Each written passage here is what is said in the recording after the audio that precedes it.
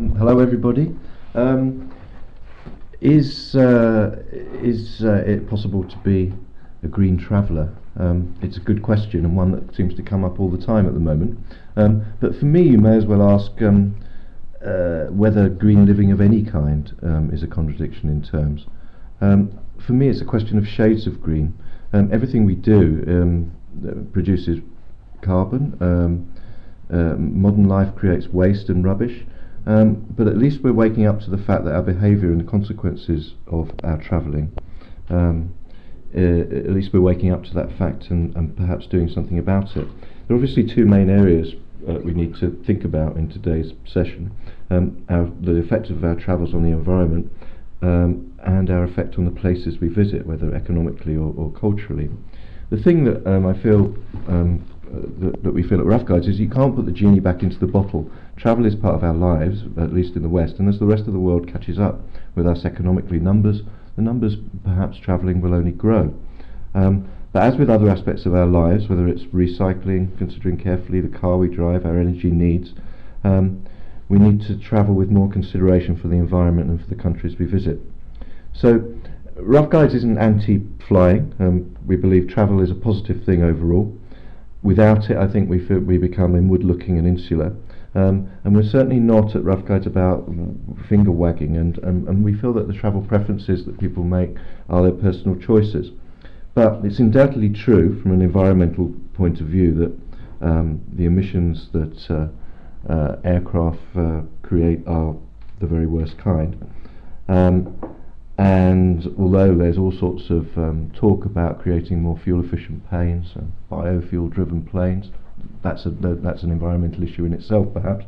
I think that the fact is that flying, I think we've all concluded that flying is damaging to the environment. Many people offset their flying by carbon offsetting. That's something that you can do. But I suppose we feel that at Rough Guides that you should at first probably consider reducing your carbon footprint first, and look to fly less each year if you can, and certainly to use alternative transport where you can do that.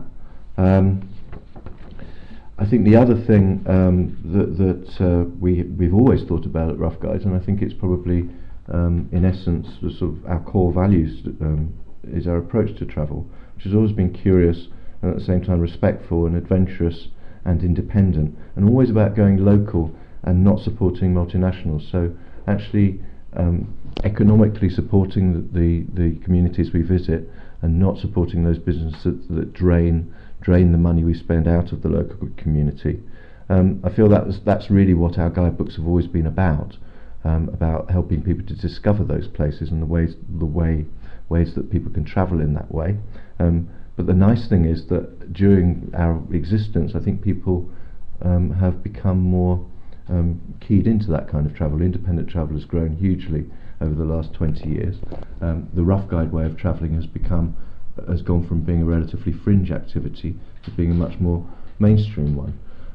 Tourism is a relatively young industry, and I think it's evolved greatly over the last 20 years, and I think it's now actually, the reason we're all sitting around debating these things shows how it's evolving further. And I think we feel that it's vital for future generations in many ways that we begin to think of travel and tourism as less of a commodity and something that's a bit more precious and a bit more enriching. And I feel this is really happening at the moment as people become perhaps more jaded and more used to travelling and look for more authentic experiences. And I think with the will, and I think this is true about the book we've just published, which Richard is going to talk about shortly, with the right information and preparation, it's possible to travel and at the same time limit our impact on the environment and enhance the communities we visit instead of damaging them. Thank you. Thanks, Martin. And thanks everybody on the chat box just sort of contributing there and also saying that you can hear okay, so that's fantastic. So I just wanted to ask a couple of questions, Martin, if that's okay, because you mentioned about the book, and obviously that's really the business of Rough Guides. And many of you guys in the audience today, you will have been here for our recent webinar that invited a variety of travel publishers to discuss how they feel their responsibility is to actually empowering travellers to be more responsible. So given the fact that you've just published this book called Clean Breaks, which Richard is going to talk about, what do you feel is the responsibility of Rough Guides in actually empowering travellers to make choices to, as you say, consider their travel as more of a precious thing rather than a commodity? Well, I feel that we've always, it's been at the heart of what we do is to give people information, and I think if we can, we go to a lot more places, I suppose, than we put in the book. Richard has just done that very thing. We go to all these places so other people don't have to go to them all, and we can help them make the choices they need to make. We can help them to travel independently.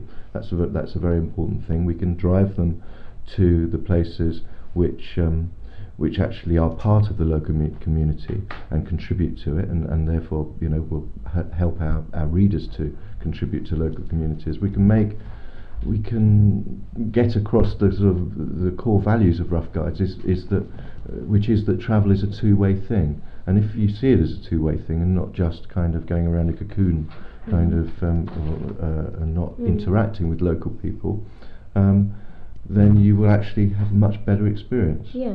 Well, this is obviously something that resonates very strongly with me personally, and I'm really delighted to hear you talking very much about local people. And there was a question I saw that came up in the chat box that asked, rather than flying your writers to these places, is there any merit in employing local writers instead? Yeah, we do actually do both. I suppose the essence of a good guidebook for me is the coming together of two kinds of writer. One who is actually going to a place and lives outside it, and therefore can represent and empathise much better with people, with the needs and the desires of people who are visiting it for the first time, and matching that with a sort of complementary sort of writer who knows a place very well as a local and can actually help people to discover those things that only locals can know about. I feel there needs to be two kinds of writer, because I think that just local writers can't always empathise well enough with people who are visiting somewhere from the outside as a visitor.